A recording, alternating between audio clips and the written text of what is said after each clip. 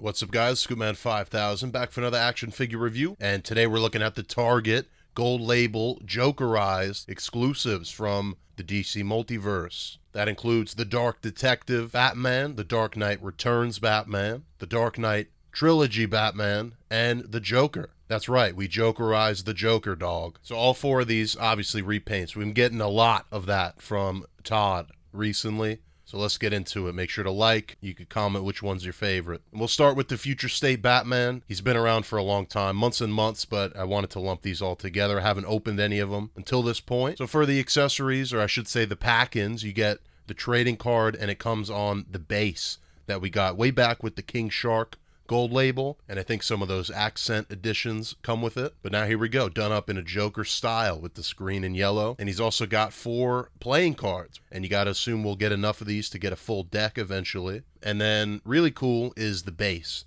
not the usual black. It's done in a purple with the Batman logo from Future State done in green. And then for the figure, I mean, here he is. And you know, the original Dark Detective figure, really a sleeper. One of the coolest designs, killer sculpt. So here you go, you Jokerize it, and I think they picked a great figure to do that with. Up at the cowl, having the Jokerized face underneath, that's the way to do it. And we'll get into the Bale Batman. I don't like how they did it there, but this one's nice. It's got the black cowl, the yellow eyes peering through it, and that great face sculpt. Again, one of the best sculpts, ripped straight out of the Future State books. For the chest emblem, just like the Future State design, it's like a sprayed on stencil. This time it's a bit messier with the neon green. And then we get to the jacket, which is a big purple plastic looking thing. And this is going to make or break it for these Jokerized figures. I mean, they look very plasticky and like there is kind of a clash there. So you're going to have to get past that or pass on the figure. The rest of them is pretty similar to the original, but it's slightly different colors. And then the gloves and the boots are done with this kind of green. And then here he is with the original release. And again, I mean, look at this guy. I gotta really display my figures. He's been in a bag. Just looking at this Dark Detective. What a great figure. Even the gold label without the coat is a lot more dynamic. And now we got a Jokerized version. Up next, we got the Frank Miller Batman. And for his accessories, another card with the stand. This time the stand is like a dark green and is dipped in a fluorescent green. He even got some red notches thrown in for flavor. He's also got 4 more trading cards to build this deck. And he's got his own unique stand with the chunky logo, but it's actually upside down. If you look where the foot peg is, it's an upside down bat logo. So that's a bit of a shame. But they did actually give him his accessories, that being the swappable fist hands along with the set of grip hands, and then also the bat rope. And I do wish it was in like a neon green or something just to make it different. But we're left with the figure. And like the Dark Detective, I like how it's the Joker face under the solid cowl. This time it's that purple from the jacket. They did the whole cape and cowl with this thing, and the logo, the gloves. This is a purple and gray Batman essentially with some Joker accents on him. And on this guy especially, out of all these figures, it looks really shiny and plasticky again. I don't want to say cheap, but I guess that's where I'm headed. So again, if that turns you off, I mean, maybe this guy'd look good with a matte spray, or just pass on these. Again, they're Jokerized exclusives. They're meant to be kind of fun, and they're just reusing molds. So it's all, like, this is obviously motivated by cost. So again, not essential, I don't think, but I am having fun with them. For the rest of them, the green eyes peering out is a nice touch, and they do match his fluorescent green belt, which is very eye-catching. And that green belt does have a nice matte finish to it. And you got some ha-has sprayed in with the green all over his suit for extra measure. And one thing I'll note, you know, I really thought I'd use these Jokerized figures to use my McFarlane munitions pack. It's an abomination of Batman, and it's a Jokerized version. It makes sense, but they don't really have the right hands. This guy does,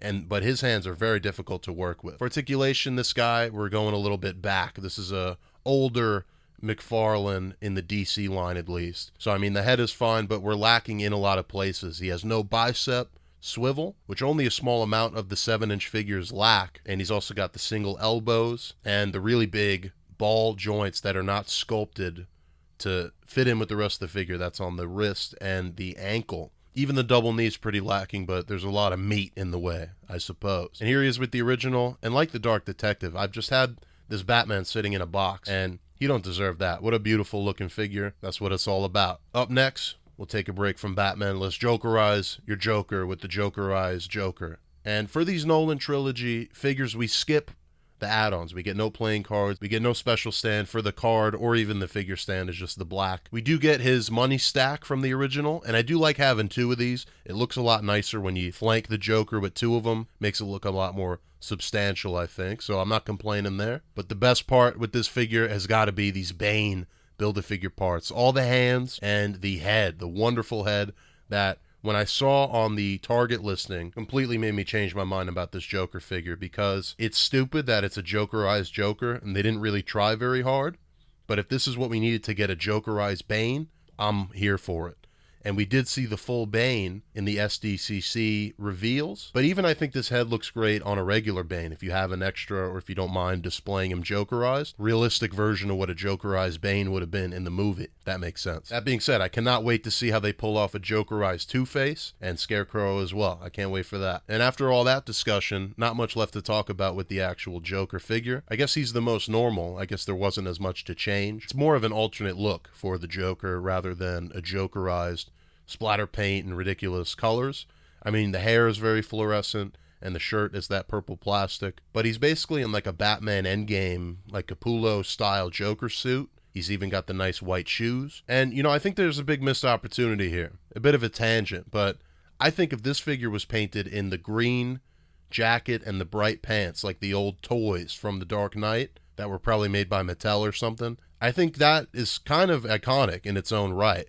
And I think people my age would have recognized that and got a kick out of it. I think it's a missed opportunity in terms of things to pull from. And then for articulation, it wasn't the best on this figure. The head does get very good attitude, which you got to have with Heath Ledger, known to tilt his head in famous images and scenes from the movie. But the body, the suit is all one big rubber piece. You can't remove the jacket. And so all the movement's going to be at the bottom of the waist. And for the rest of them, the arms and the legs. I mean, it all works. Nothing special to see here. And this is already the fourth Heath Ledger Joker we're going to get, of course, the fourth one being the Sonar version.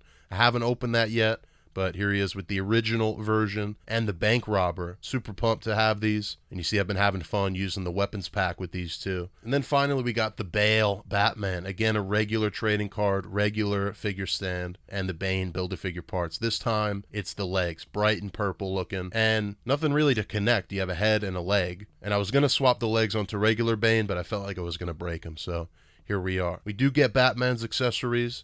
They were gold originally, now they're like a bright yellow. 3 batarangs and the grapnel. As for the figure, I did save him for last, but, you know, on paper he's probably the most interesting to talk about, but he is my least favorite looking of the rest of these figures, mainly because of the head here, because it looks like he was hit with the Homer Simpson makeup shotgun, and I don't like this look where it's painted over the cowl. Again, I would have preferred the Joker face coming out from underneath the solid cowl, and especially when in this movie, The Dark Knight, there's an imposter Batman, and the Joker plants him up against a window with the Joker face painted over his mouth. I think something like that. Like, obviously, it's a different body shape, and they're not going to resculpt, but if they just blacked out the whole suit, even the belt, and just gave us like a realistic spray-on Joker face on the mouth, just sort of homaging that scene from The Dark Knight, and it also give us a black version of the suit, because the original figure is kind of gray. But, you know, instead they went with this bombastic, plastic-looking stuff. And I think it works better with the comic figures, but for these movie figures, I think they could have taken Jokerized a bit more in a realistic direction. As for what we got, solid green plastic head, and I'm going to say this looks cheap, the cheapest out of anything here. But again, the white spray with the Joker face over all of that, and then the suit is a bit brighter, or at least there's not as much black shading as the original figure. You have a purple cape, but the belt is actually a different shade that we haven't seen yet. Articulation on this Batman, again, it wasn't the best. I think there was like pretty major issues with the arm snapping on this Bale Batman. I didn't have that happen with mine, but I'm not going to try stressing them out here. If you want to see more in-depth on the articulation and how I almost broke my Bane, I did review the whole wave of Dark Knight figures, so make sure you check that out. And then here we go, the final comparison with the original. And like I was saying, the gray is a bit darker on the original, and there's a lot of black paint that we don't have here. Again, I wish this Jokerized version was just a blacked out suit with a white face over the mouth. And that's going to do it for these Jokerized figures. I think it's fun. I mean, it's very stupid, especially got to consider they're $25 each. Build-A-Figure priced. And you're getting the Bane Build-A-Figure, but for the other figures, it's just a couple of cards and the stand. Take with that what you will. You guys got to let me know how you feel. I'll leave it off with some comparison shots. I don't think I'm going to go crazy with photography here, but you can check out my photography on Instagram, scoopman_5000. I'm also on Twitter, and you can check out my second channel for movie review. With that, I'll see you guys in the next action figure review.